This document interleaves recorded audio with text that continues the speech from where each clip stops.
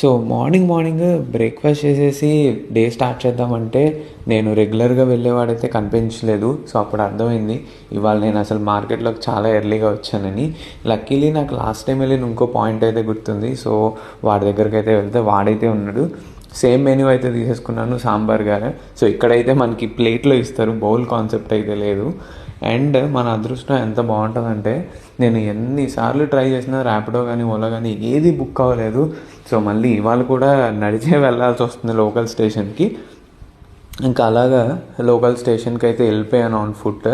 So ఇక్కడ ఏంటంటే మనకి లోకల్ స్టేషన్స్లో టికెట్ ఇలా మిషన్స్ ఉంటాయి.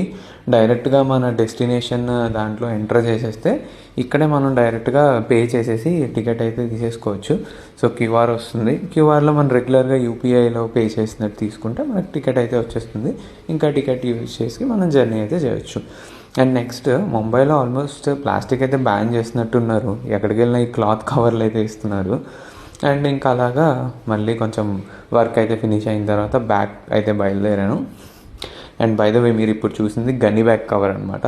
ఇంకా అలా మళ్ళీ ఇంకొక మార్కెట్ అయితే వెళ్ళి డే అయితే క్లోజ్ చేసేసాను. So this is day 5 of entire 14-day trip.